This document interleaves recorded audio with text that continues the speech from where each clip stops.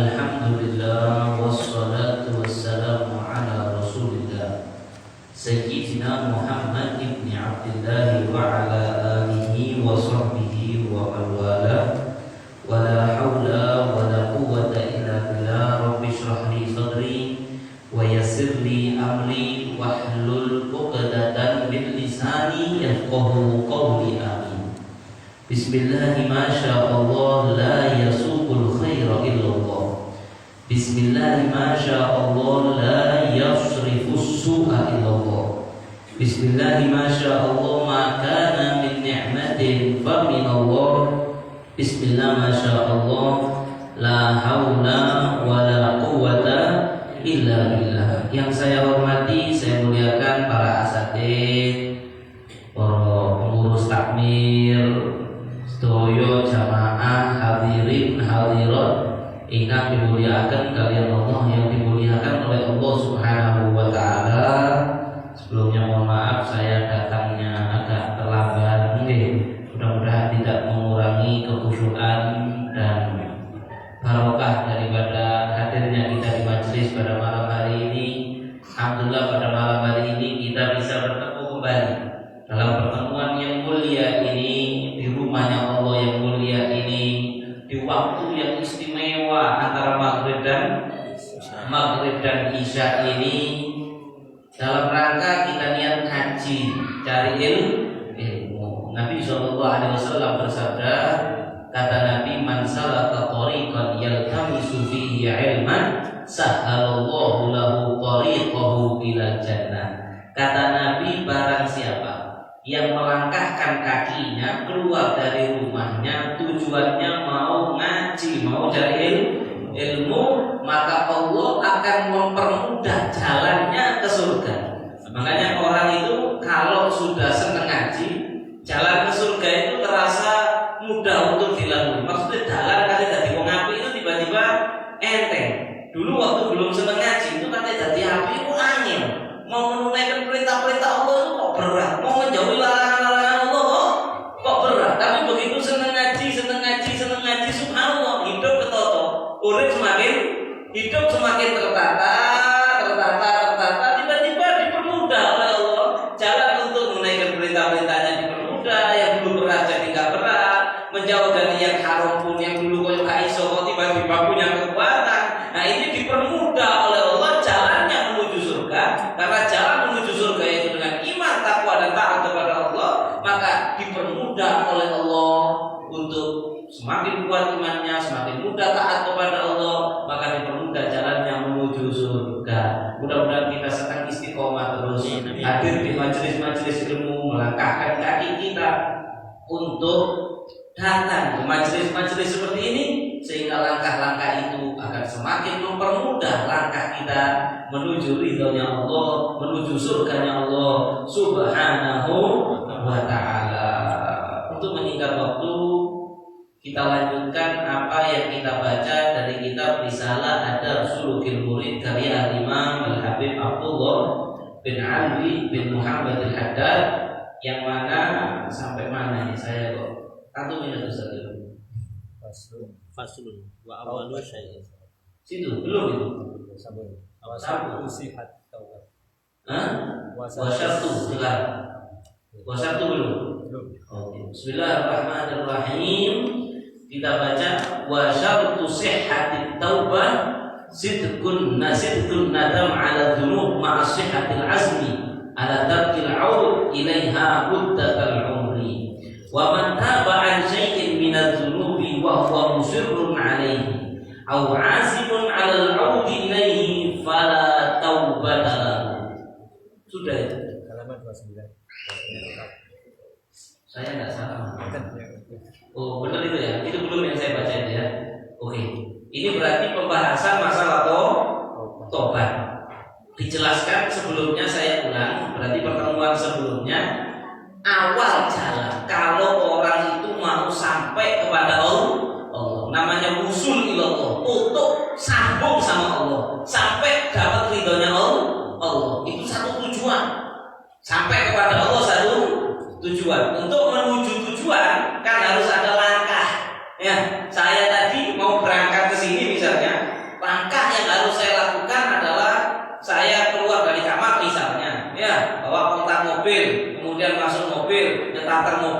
buka pagar, ya itu namanya langkah. Setelah buka pagar saya keluarkan mobil menuju dari Lawang sampai ke sini. Nah, ibaratnya tujuannya kita itu hidup kan masuk surga, dapat ridhonya Allah.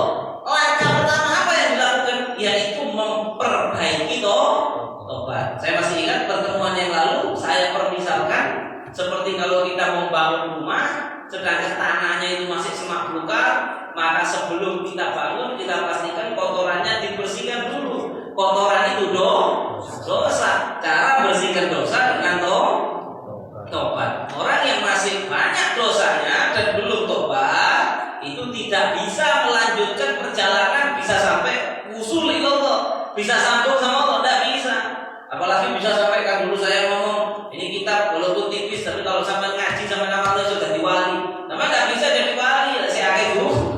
Kalau masih banyak dosa, bukan berarti wali tidak pernah melakukan dosa, tapi dosa yang pernah dilakukan sudah tobat nasuha dan dosanya sudah dihapus. Dan orang kalau tobat itu at-taib minan dzanab kama la dzambahu, orang yang tobat dari maksiatnya, dari dosa yang dia berbuat itu di mata Allah seperti tidak punya dosa, persis seperti tidak punya dosa. Nah sekarang dijelaskan di sini satu sehat at-taubah, syarat sahnya tobat. Tobat itu ada syarat sahnya.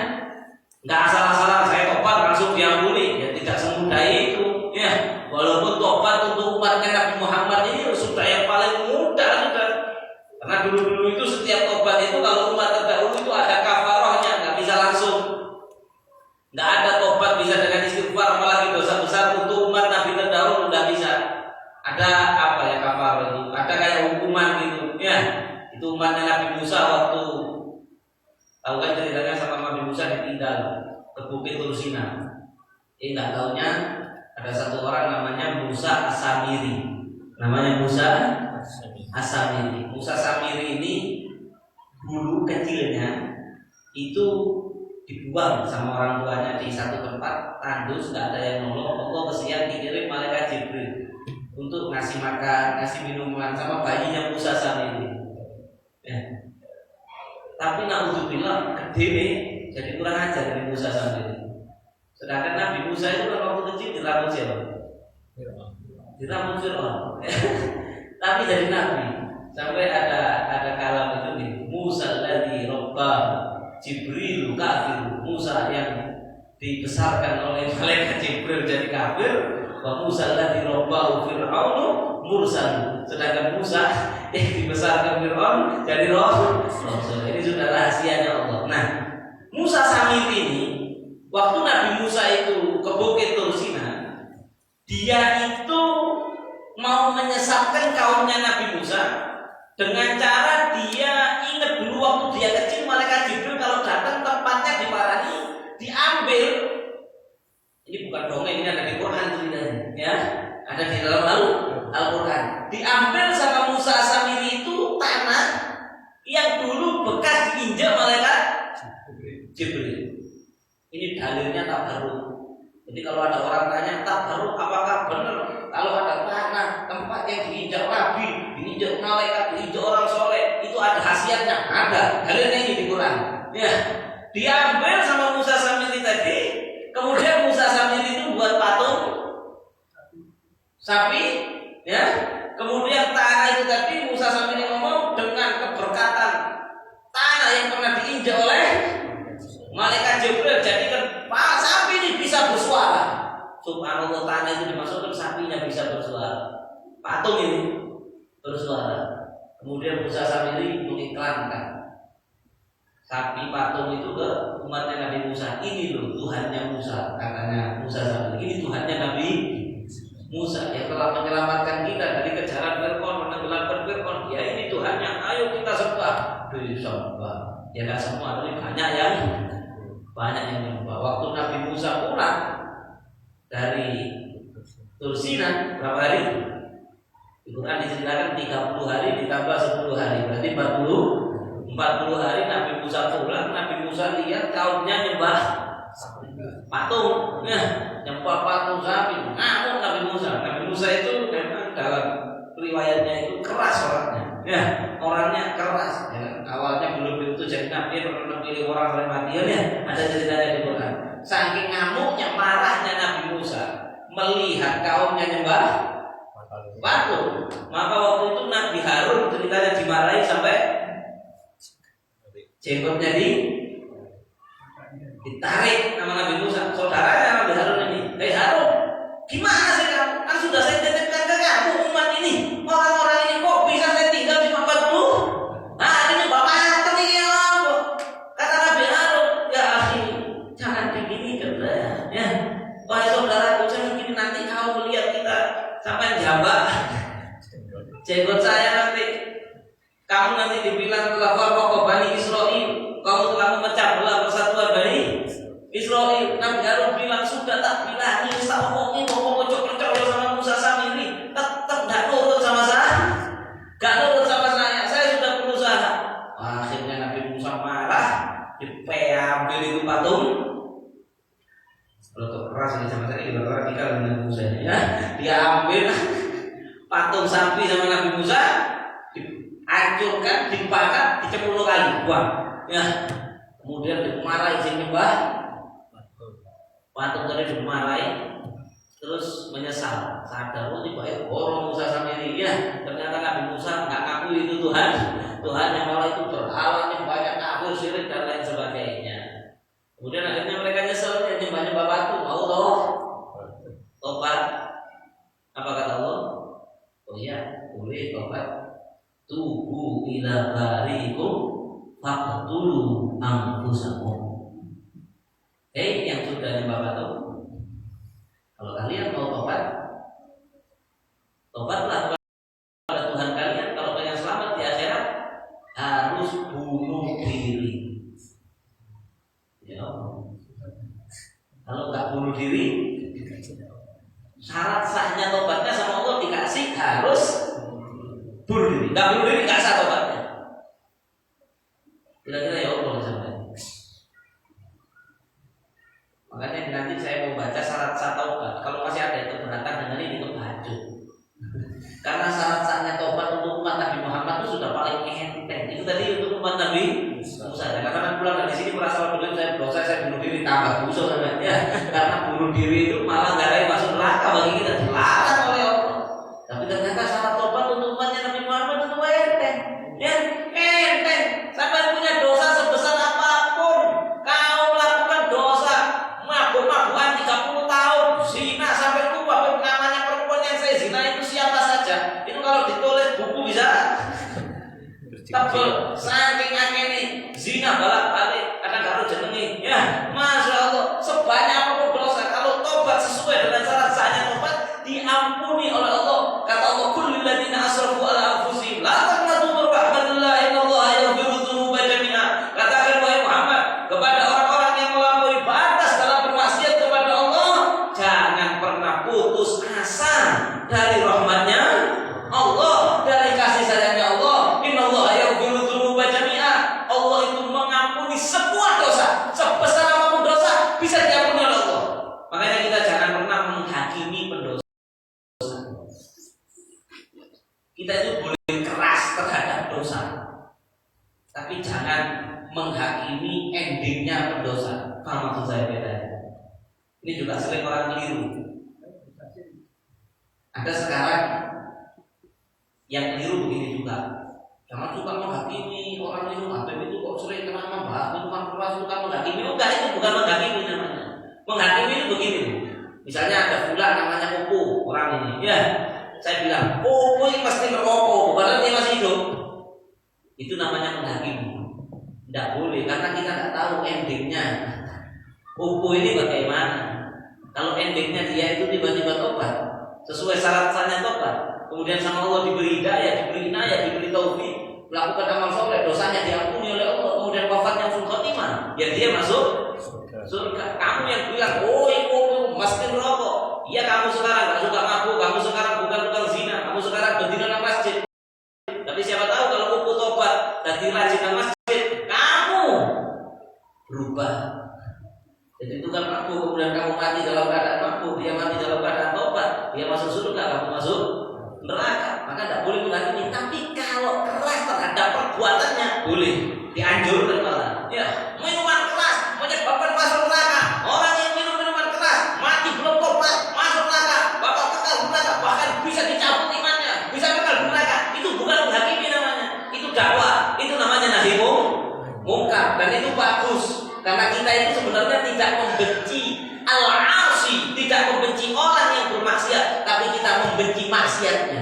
Ketika maksiat itu lepas dari dia, tobat, ya sudah, kita nggak akan membenci dia dikarenakan dia dulunya, enggak, ya kan? Kalau ada preman terus tobat, apakah kita akan menghakimi dengan masa lalunya? Kan kita, kalau dia sholat ya kita hormati, kita muliakan. Oke. Sekarang langsung syarat sahnya tobat. Yang pertama sidqun nadam. Syarat sahnya tobat itu betul-betul menyesal. Orang yang tidak menyesal berarti tobatnya bohong. Astagfirullah, tobat saya Allah tobat, tapi hatinya tidak menyesal dengan dosa yang dia lakukan. Misalnya ada orang melakukan dosa kecil, ya haram itu, dosa besar, atau jadi juragan pinjol, ya riba, makan riba, atau dosa apapun lah. Kemudian dia menyesal, dia mau tobat, tapi tidak ada penyesalan. Terus tobat saya Allah, saya tobat, tapi nggak ada dari dalam hati itu benar-benar kenapa saya kok sampai melakukan itu, menyesal saya. Waduh, kalau nggak diampuni Allah, saya bakal masuk neraka. Ya Allah, menyesal laku, aku gak kali ini ngelakuin mana. Nah, penyesalan itu harus ada. Kalau nggak ada, itu namanya taubatul kadzabin, taubatnya pembohong. Kalau ada orang istighfar dari dosanya astagfirullah, tapi tidak menyesal dari perbuatan dosa yang dia lakukan, itu kalau katanya Sayyidah Rabi'ah Adawiyah, istighfarnya itu perlu diistighfari lagi. Wah, kok kamu itu tulisanmu minta maaf sama Allah, tapi hatimu tidak ada menyesal. Saya kasih contoh. Misalnya sampean ini membuat kesalahan kepada atasan di tempat kerja, tiba-tiba bolos 2 hari tanpa izin, ya. Terus bosnya kali, kamu kok gak kerja? Hari ketiga sampai masuk sambil ngomong ini, ya udahlah bos, maaf bos, sambil tidak ada penyesalan. Kira-kira dimaafkan enggak? Apa tambah mangkel bosnya? Iya bos, biasa bos, itu represi bos, maaf ya, maaf bos, maaf. Tapi nggak ada, dimaafkan nggak kira-kira? Begitu juga sama Allah. Oh enak kamu, ngelanggar aturannya Allah. Sama Allah sudah dibilang jangan begini kok lakoni, terus baru ngomong, ya astagfirullah, minta maaf ya Allah, sepurati ya Allah, nah diampuni ini sedih, cek pede teman. Ya, sedangkan tidak punya menyesal. Tapi beda tadi sama yang misalnya datang ke bosnya, bos, nyesel saya bos, ibu saya silap bos, saya dicap teman saya healing, ya healing kalau dari jalan-jalan akhirnya saya nggak punya tolong bos, saya dimaafkan untuk menyesal bos, tidak akan saya ulangi lagi. Mungkin masih dipertimbangkan, ya wis tak sepuluh coba dari mana, karena ada penyesalan dan ada itikad untuk tidak mengulangi lagi. Nah, tobat kepada Allah juga begitu, ya. Kemudian ini ma'siyatul azam ala tarkil aud ilaiha muddatal umri. Tobat itu harus nyesel, benar-benar nyesel, dan harus ada azam. Apa azam itu? Harus ada tekad dari dalam hati untuk tidak mau melakukan dosa itu lagi. Sampai kapan? Sepanjang seumur hidup. Misalnya, karena nyesel itu terus nyesel, ketika tahu dosanya nyesel, maka harus dihapus. Kalau sih istighfar tapi nanti hapus yang eman, gak kira diterima. Karena kamu masih kepingin ngulangi lagi. Tapi kalau waktu itu menyesal dan ada rasa dalam hati seumur hidup, tidak mau ya Allah, saya mengulanginya lagi. Ada saat itu loh ya. Adapun nanti prakteknya kepreset mani itu lain nanti ceritanya. Tapi saat dia tobat benar-benar ada dalam hatinya, bukan lisan. Karena tempat yang dilihat oleh Allah bukan ini. Allah nggak nilai ini. Allah itu kalau sama bos bisa sama goroy, Allah nggak bisa. Bos nggak bisa bos. Nggak akan saya ulangi lagi bos, jelas di sana. Kalau orang yang Sama manusia, sama Allah bisa nggak acting? Bisa sampai pura-pura, ya Allah, saya menyesal berarti padahal enggak bisa. Innallaha alimun bidzatis sudur. Allah Maha tahu apa yang di dalam hati. Yang dinilai Allah itu yang di hati, bukan yang di lisan. Yang dinilai itu yang di hati. Segala amal ibadah sampai kalau nggak ada dari hati, nggak ada nilainya di mata Allah Subhanahu Wa Taala, termasuk tobat. Harus ada tekad betul-betul dari hati. Saya tidak mau mengulangi lagi. Ada yang masih nonton porno misalnya, alhamdulillah dari terus nyesel mabok, kalau ya Allah, karyani asos, karyani saya kotor, rusak hati saya, dosa, maksiat, menyesal saya, ya Allah, temen ya Allah, kakak ini mana itu lah yang Allah. Nah itu harus begitu. Tapi kalau saya istighfar untuk benih, untuk kemudian kelakon di mana, ya istighfar aneh, tidak diterima Tuhan, tidak memenuhi syarat. Enggak memenuhi syarat. Sama seperti tadi umatnya Nabi Musa yang mau tobat, kalau enggak bunuh diri enggak memenuhi syarat. Nah, ini juga sama, kalau tobat tidak ada penyesalan yang betul-betul sangat menyesal dari dalam hati, tidak ada tekad betul-betul untuk tidak mengulang lagi seumur hidup, maka tobatnya tidak memenuhi syarat. Nih, wa man taba, dan barang siapa yang tobat an syai'in minal dzunub, daripada sebuah dosa, wa huwa musirrun alaihi, sedangkan dia itu pancet nglakoni terus, pancet musirrun israr, itu ada di dalam hati untuk boleh kemarin mana ya tak kok begitu, paham ya? Atau apalagi azim alal aud ilaihi, atau bahkan ketika tobat itu sudah ada niatan dalam hati kate balik di mana? Ya apa tobat apa namanya? Jadi waktu tobat ya Allah, tapi mungkin nanti kalau gabut aku yang belum main, engkau lepas butuh hiburan yang ngesel mana? Dalam hatinya ada rasa kate balik di mana? Maka fala taubatalahu, maka dia tidak dihitung bertobat atau tobatnya enggak sah, dan itu enggak bisa menghapus dosanya. Makanya taubat itu ada namanya taubatan nasuh. Apa taubatan nasuh? Ya kayak gitu tadi. Taubat yang betul-betul menyesal, niat nggak mau balik lagi seumur hidup. Itu kalau dosanya antara kita sama Allah. Tapi kalau dosanya melibatkan hak orang lain, ya harus diselesaikan sama orang lain. Kalau dosanya melibatkan hak orang lain, nanti sogete nang Gusti Allah, kalau belum beres sama orangnya, juga tidak sah tobatnya. Ya, ada nanti dosa ngeplang duit wong. Beb, saya dulu nipu fulan 50 juta. Sekarang menyesal mau tobat, gimana caranya? Sama caranya, satu nyesel kok nipu. Kedua, niat seumur hidup gak mau nipu lagi. Ketiga, tekan ngomongin duit balik, nggak ada uangnya, tetap datengin orangnya. Gimana ini? Aku jalur halalin, duitku saya kejuta tatiku. Cari orangnya halal, pak. Dulu saya kejuta jalur halal, nggak bisa. Kata orangnya, pokoknya sahuran. Makanya harus ngomong, ya tapi tolong aku kalau waktu tak usaha ngelumpurno, tak cicil, misalnya begitu. Ya, butuh sahur. Misalnya aku saya mau marani uangnya beb, besar tak nangis, saya tahajud bengi-bengi jalur syukur nang Gusti Allah. Nangis so sampai sejadamu mampel. Selama uang itu tidak kamu kembalikan atau kamu gak minta ridhonya orang yang kamu tipu tadi, taubatmu tidak akan diterima oleh Allah. Pasti tidak akan diterima. Makanya hak Adam ini lebih repot. Sampai dikatakan kamu punya dosa itu 70 dosa, tapi sifatnya antara kamu sama Allah itu lebih enteng daripada satu dosa, tapi melibatkan haknya orang. Ya, sekarang dosa dewi wis kan libat hak wong wis. Ya, maupun maksiat karpe dewi misalnya. Mohon maaf tadi misalnya bukan berarti saya mau beri keluar atau memang dosa. Ya, dosa, tapi melibatkan haknya orang enggak? Kan enggak.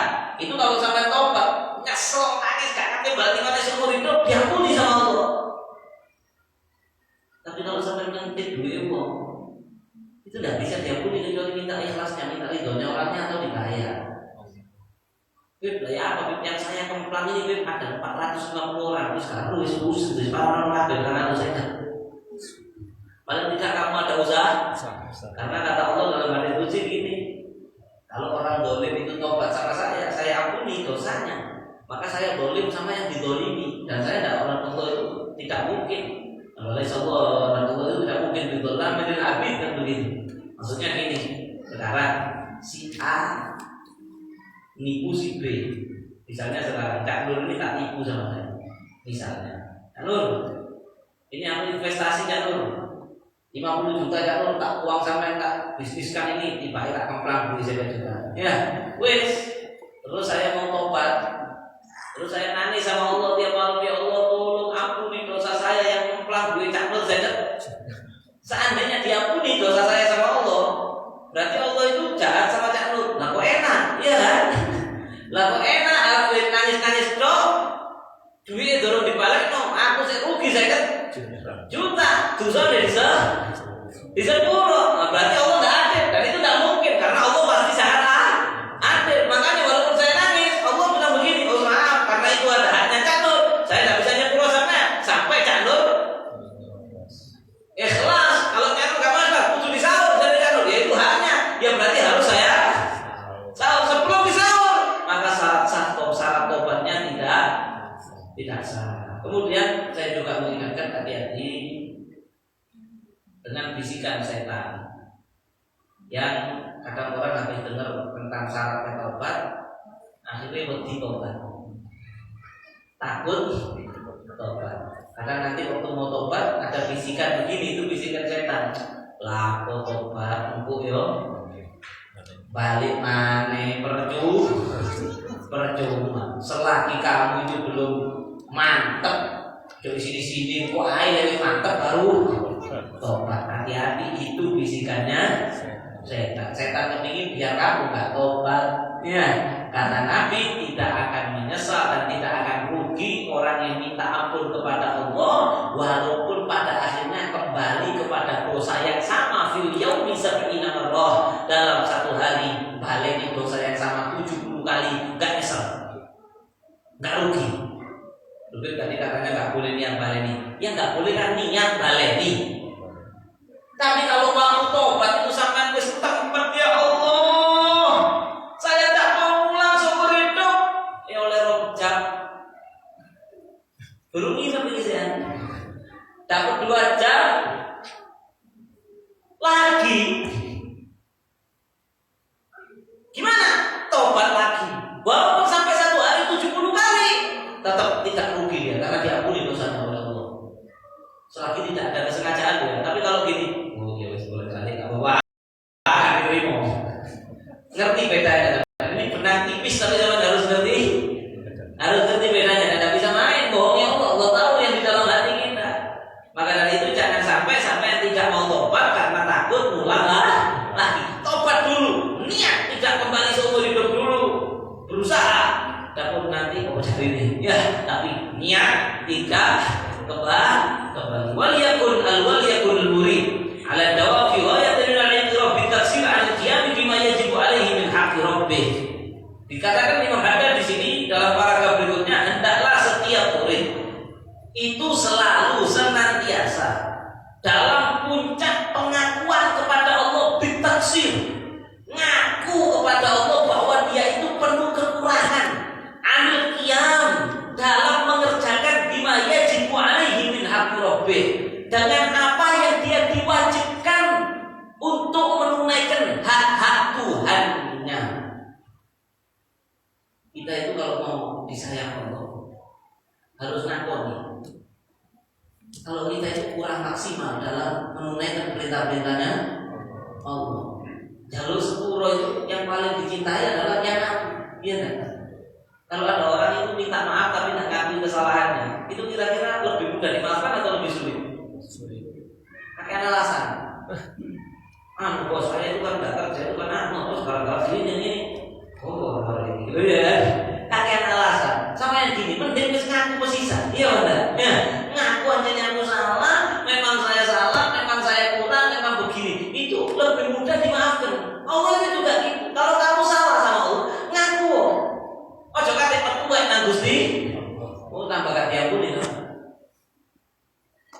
sama Allah, ya Allah, saya masih sering mungkin bagi yang suka akhir-akhirkan sholat ngaku kalau maaf ya Allah, maaf ya Allah, sampai wajibkan sholat untuk akhirat saya kadang-kadang tak tunda-tunda sampai akhir ya Allah. Ya Allah, sampai perintahkan saya untuk jaga sholatnya istri saya. Kadang-kadang istri saya tak susul, tak mau, saya sudah berusaha ya mungkin rotok berat ya Allah. Kadang-kadang ya Allah, saya kurang ya Allah. Ya Allah, kau perintahkan zakat. Mungkin kalau zakat saya itu ada kurangnya. Ya Allah, saya ini tidak ada apa-apanya ya Allah. Amalan saya kurang ya Allah, ibadah saya kurang ya Allah. Ya Allah, sampai melarang saya ABC. Kadang-kadang ada yang saya masih melakukan. Ya Allah, saya lakukan sebenarnya sampai berhak menyiksa saya, tapi masih sampai kasih kesempatan tobat. Gitu saya tobatnya kurang maksimal, sampai merasa sedih, ngelendek Gusti Allah, ngaku wa matahazina ala taksiri. Berarti dan kapan ketika seorang hamba itu sedih atas kekurangannya dalam menunaikan hak-haknya Allah, dia merasa sedih, ya Allah kurang saya, ya Allah kurang maksimal, wangkas dan menjadi pecah sedih hatinya dia min ajlih, menjadi sedih hatinya dikarenakan kurang dalam melakoni perintahnya Allah, menjauhi larangan Allah. Kesel ya Allah, kalau saya kurang ya Allah, tolong saya ya Allah, saya tidak punya apa-apa, tolong kurang saya ya Allah, kurang menunaikan perintahmu, menunaikan pun sholat pun kurang, ya kan? Khusus ya Allah, kau perintahkan sholat ya Allah. Kadang-kadang kami Allahu Akbar begini menghadap engkau, pada Nabi bersabda al-musalli munajat rabbah, orang yang sholat itu munajat langsung kepada Allah, menghadap kamu. Tapi kadang-kadang Allahu Akbar, pikiran saya mikir duit, hari ini mulai lapo, makan apa, lihat film apa, terusan di sinetron ini apa, lagi sholat. Itu kan sebenarnya kurang ajar kepada Allah, ya kan? Sedangkan Allah tahu loh, sampai pas sholat itu hati sampai mikir apa Allah tahu. Maka pernah nggak sampai nangis karena merasa malu sholat tak khusyuk? Pernah nggak? Ya Allah, sholat mikir pundak saya ya Allah, sampai 10 ya Allah. Dan kalau sampai bisa sedih gara-gara merasa kurang dalam menunaikan hak-haknya Allah, kok sampai pecah hati, sampai sedih, apalagi sampai nangis. Falya'lam anallaha indahu, maka hendaklah dia mengetahui bahwa saat hatinya sedih tadi karena merasa kurang dalam menunaikan hak-haknya Allah, hendaklah dia tahu saat itu ridhonya Allah ada bersama dia. Saat itu dia sedang diperhatikan Allah. Saat itu dia sedang dimaafkan Allah. Saat itu dia sedang disayang oleh Allah. Yaqulu subhanahu, ketika Allah berfirman, ana inda al-muqassirati qulubihim min ajri. Saya, kata Allah, ridho saya maksudnya, rahmat saya, kasih sayang saya berada, perhatian khusus saya berada pada hati-hati orang yang sedang sedih dan pecah, min ajli, sedih karena merasa kurang dalam menunaikan kewajibannya terhadap saya. Si model dulu tak diridhoi, tapi si kepedean tak diridhoi sama Allah. Ya Allah, saya kan sudah 5 waktu nang masjid. Ya Allah, saya sudah haji. Ya Allah, cukup aku bisa. Masih tak ngomong tapi nanti dia ngomong aku wis cukup, wis masya Allah dalam urusan ibadah wis mati aku bisa. Lo si model dulu gak diridhoi Allah.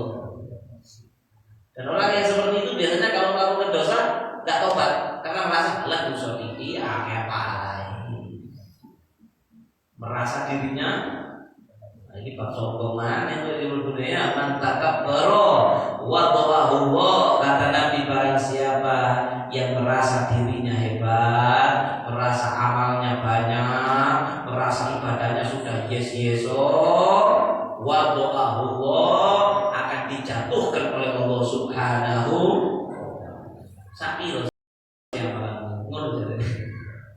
Kamu itu beramal banyak bukan berarti kamu hebat.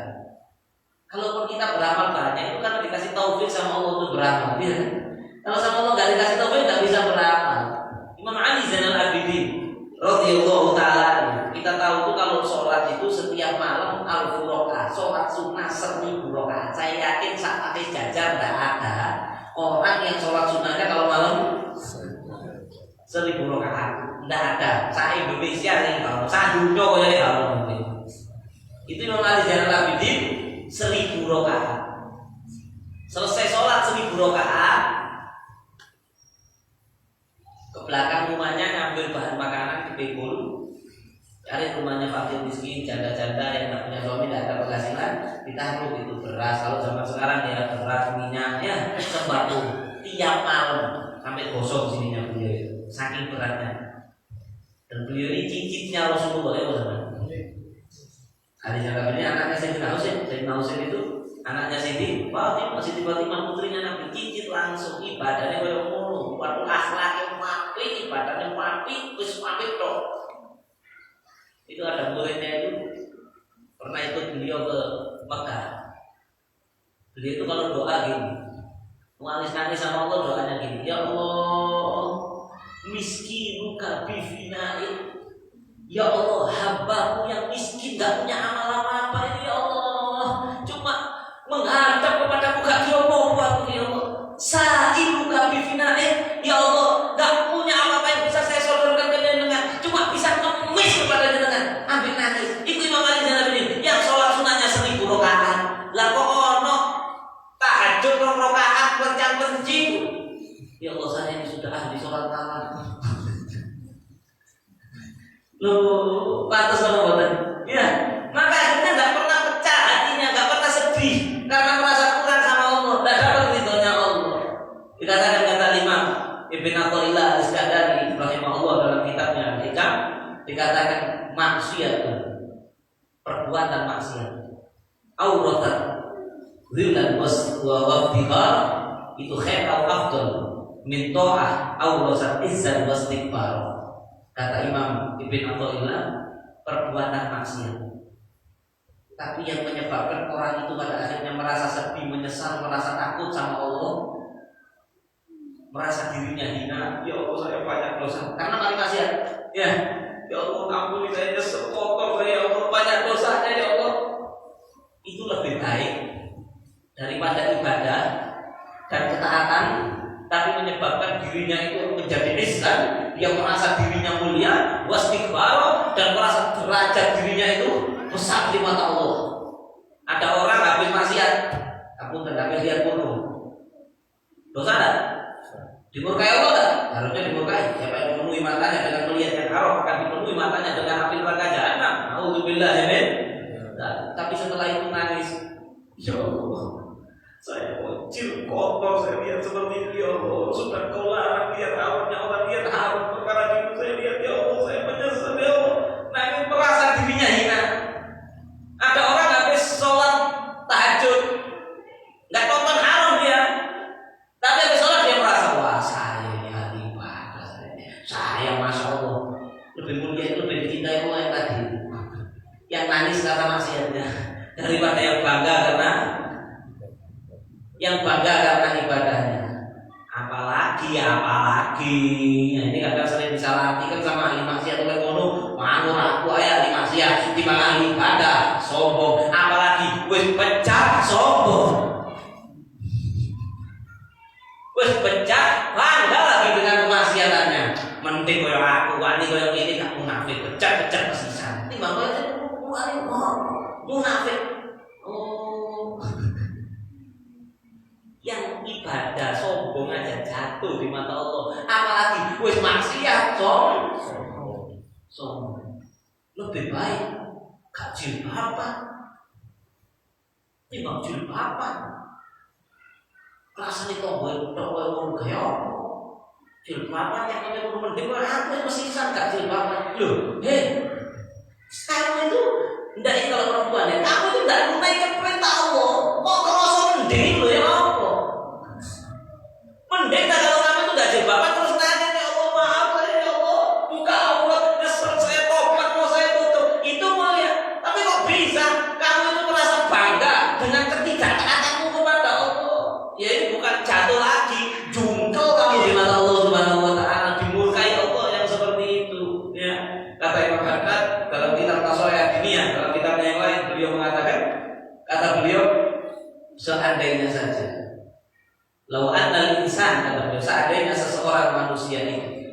Min asfar nas, dia itu adalah orang yang paling bertakwa.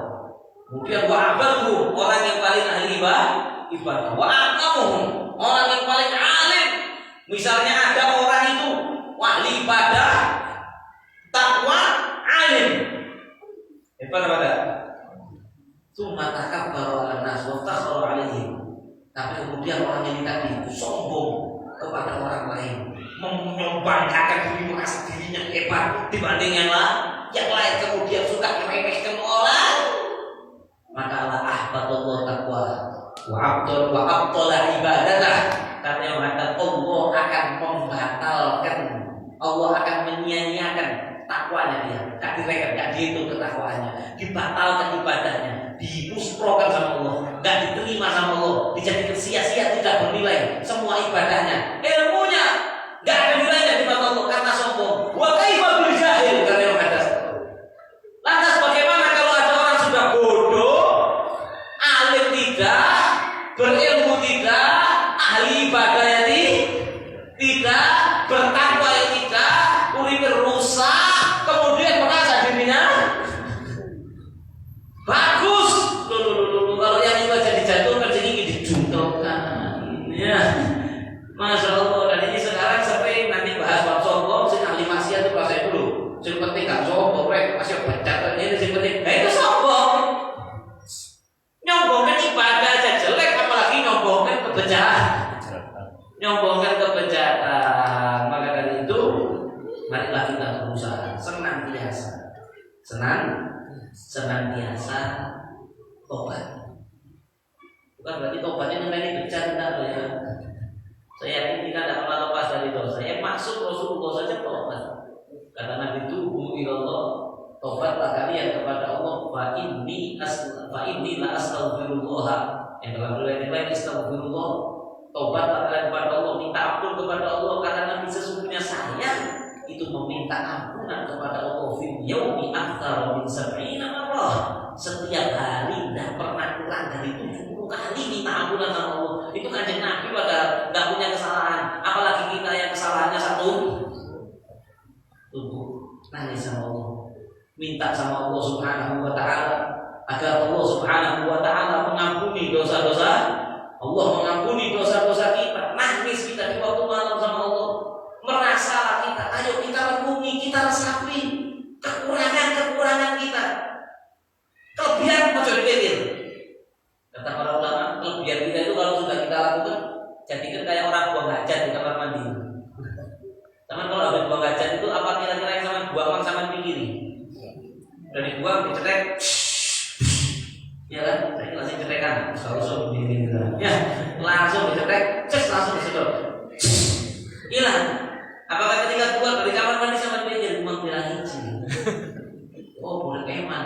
Dipikir lagi dah. Enggak, manis gak dipikir. Ya, karena seorang ulama mengatakan jadikanlah amal kebaikan kamu itu seperti buang hajat itu tadi. Sing api, wes mari hilang jare wis. Bukan hilang, itu nanti ketemu di akhir. Nah, ojo dipikir-pikir, ojo dibangga-banggano. Ya, adapun kejelekan, kekurangan, pikir orang. Aku di sholat bukan khusyuk. Saya ini kadang-kadang masih jelalatan. Ya, kalau di embok kayak toko itu turun cekak sih.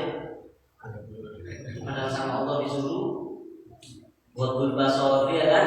Sama Allah disuruh menundukkan pandangan, gak boleh lihat.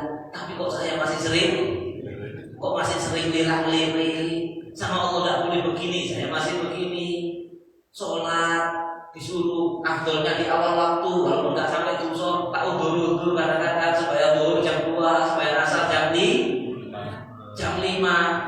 Anu supaya asar jam 6, itu bukan itu dalam sepak bola ya. Masya Allah, supaya itu jam 5, berarti saya ini masih sering mendahulukan kesibukan dunia daripada perintahnya Allah. Nyesel ya Allah, Tuhan ya Allah, sedih saya ya Allah dengan hal itu ya Allah. Saat sampai begitu datang ridhonya Allah. Saat sampai begitu datang rahmatnya Allah. Saat sampai begitu disayang sampai oleh Allah. Makanya kadang-kadang di antara hikmahnya manusia itu dijadikan oleh Allah tidak sempurna, ya. Dijadikan kita itu lemah, dalam keimanan lemah, dalam ketakwaan lemah, sering keplesetan. Menurut saya itu, ya. Di antara hikmah Allah menjadikan manusia itu sering keplesetan, akan nangis sama Allah kayak gitu, akan merasa kalau saya ini ya Allah saya dosa. Allah itu senang melihat orang yang seperti itu. Sebaliknya, kalau ada orang berbuat dosa, makanya kata Nabi apa? Ya kullu bani Adam khata'un. Kata Nabi, semua anaknya Adam, semua manusia rawan berbuat salah. Wis jenenge menungso pakai keliru nih. Saya juga gini ngomong ini mesti akeh keliru. Semua manusia itu rawan keliru. Wa khair khata'un at-tawwab. Tapi dikatakan sebaik-baiknya membuat salah adalah yang senantiasa tobat dengan cara-cara tobat ini tadi. Allah cinta. Makanya kenapa manusia itu kalau taat sama Allah lebih dicintai oleh Allah daripada malaikat. Kalau malaikat itu cara kepleset, bahkan karena nggak punya nafsu nggak bisa kepleset, nggak bisa salah, bener dok. Makanya malaikat nggak bisa sombong. Ya, malaikat itu nggak punya dosa, nggak punya keinginan berbuat dosa, nggak punya nafsu. Ya, nggak punya nafsu. Makanya malaikat itu diceritakan sama Allah disuruh sujud, ada yang sama Allah disuruh sujud. Kamu sujud, ya malaikat sujud. Sama Allah nggak disuruh bangun dari sujudnya, sujud terus sampai setahun, 2 tahun, 3 tahun. Ya kan, lorong pinggang, malaikat nggak bisa sakit pinggang. Ya nggak punya rasa kepingin dolek kanan kiri, dia nggak punya nafsu. Kalau kamu sujud, ketika setelah sekian lama beribu-puluh tahun, sama Allah dibilang sudah angkat kepalamu, dia minta maaf sama Allah, ya Allah maaf ya Allah, kalau saya kurang, ya Allah kalau saya tidak menyembah dengan sebaik-baiknya sesembahan, dengan sebaik-baiknya cara menyembah. Gak sombong, gak ujub, Allah malah. Allah juga gak kaget. Kalau lihat malaikat kayak gitu Allah gak kaget. Tapi ketika Allah lihat manusia yang sama Allah dikasih nafsu, yang nafsu itulah amalun bisu, nafsunya selalu mengajak dia berbuat jahat. Allah juga kasih izin. Inilah hikmah. Kalau ditanya, kenapa setan itu ketika minta izin, iblis minta izin kepada Allah agar menggoda manusia, kok sama Allah di sini? Sebagian ada yang tanya, kok tega Allah di sini setan berdoa benar merokok? Coba be Allah gak di sini, lah enak. Nah, ini salah sangka ini ya, suudon sama Allah. Di antara hikmah Allah membiarkan setan menggoda manusia, itu Allah ngeprank setan. Gimana maksudnya Allah ngeprank setan? Setan itu dikait apa pegel itu sih Allah. Gimana maksudnya? Maksudnya gini, setan dikasih izin, dia sudah dikemudo ke setan. Wah, dikemudo cek maksiat, dikemudo cek maksiat. Tengah-tengah kemarin setan harus kerja budo kesel. Akhirnya berhasil, mungkin dia masih maksiat. Setelah maksiat, sama Allah dikasih taufik untuk tobat. Akhirnya ada yang nangis, ya Allah, ampuni saya ya Allah, saya khilaf ya Allah, mohon maaf ya Allah. Busanya diampuni, seret dicintai sama Allah. Allah yuhibbut tawwabin. Allah cinta sama yang tobat. Tak cintai kon. Cari setan. Wah, ya. Kesel aku bodoh. Apa disomangi? Kroso wis berhasil. Elah, nangis sepisan tok jaluk sepuro. Diampuni dewe Gusti Allah. Tak dicintai. Romo gak bodoh. Cari setan. Mungkin ya gak bodoh, gak nangis, gak jaluk ampunan lagi. Nek gak jaluk ampunan, gak oleh. Cinta kowe ngene sama Gusti Allah. Subhanallah. Inilah salah satu hikmah kenapa Allah ngasih kita nafsu, kenapa Allah mengizinkan setan menggoda manusia. Lebih sakit hati lagi setan kalau melihat manusia minta sama Allah husnul khotimah. Setan wis bodoh itu tujuannya biar masuk neraka. Koyo ki wis kene, lah kok melo pengajian bahas mati. Orang kita tadi kemudian ya Allah, ya Allah, ya Allah, ya Allah, ya husnul. Ya Allah, bisa ini mungkin banyak salah ya Allah, tapi tolong ya Allah, berkat rahmat sampai wafatkan saya nanti dalam keadaan sudah bersih, matinya husnul. Terus Gusti Allah dikabulkan. Itu kata setan merotol balungku. Terus kerja tahunan, geletek kalau husnul khotimah sama Allah dikasih. Makanya dikatakan kata setan merotol patah tulang saya kalau melihat hamba yang saya goda minta kepada Allah mati husnul. Makanya ayo sering nangis kepada Allah, yang sering minta ampunan, yang sering minta husnul khatimah kepada Allah Subhanahu wa taala. Dan kalau bisa lakukan lakukan itu ketika tidak ada orang tahu kalau bisa. Ya, lakukan itu ketika tidak ada orang tahu. Kalau perlu istri kita nggak perlu tahu. Karena rawan untuk, aku itu loh pas nangis sudah aku tidak tahu, masya Allah, wis, ya habis. Kalau bisa lakukan ketika sendirian, sampai kancingan kamar, bengi-bengi bibian gak mau seger, nggak ada yang tahu, istri sampai tidur, anak sampai tidur, pas gak mau ngeruk, atau mungkin sampai di perjalanan mandek di musola bengi-bengi, ya, nah ngomongin sepi, tapi udah sampai wis kalau ngomong ada status, mulai alhamdulillah malam yang bisa menangis menyesal dosa-dosa, nggak usah. Terus dilihat kok ada status, nggak usah, ya. Terus mudah-mudahan itu antara sampean sama Allah, dengan itu insya Allah akan menyertai kita dengan ridhonya, dengan rahmatnya, dosa-dosa kita diampuni, dijadikan kita orang yang akan bahagia dunia akhirat insya Allah. Amin ya rabbal alamin. Dan kalau sampai sudah dapat nyesel, nangis, opas, itu koyok beban hidup, koyok ujung, koyok lugruk beban hidup itu. Kalau koyok setelah itu lego, cahaya keimanan masuk ke dalam hati, hidup itu moro enak. Itu yang kata Nabi menutup inna nura idza dakhala al-qalb insyaraha al-sadr wal fasah. Kata Nabi cahaya iman dan penghalang cahaya itu masuk adalah kerak-kerak dosa. Kalau sampai berhasil nyesel, nangis, merasa kurang sama Allah, minta ampunan, keraknya hilangi sama Allah, belum masuk cahaya keimanan, maka hati itu insyaraha al-sadr wal fasah. Hati menjadi besar, mental menghadapi permasalahan dunia. Halah, tenang, enak, dikarenakan masuk cahaya iman tadi. Dan cahaya itu nggak bisa masuk kalau hati masih kotor dengan dosa. Yang membersihkannya taubat nasuha, kayak begini tadi. Allahumma ja'alna minat tawabin wa ja'alna minal mutatahhirin. Jangan lupa kalau habis wudu,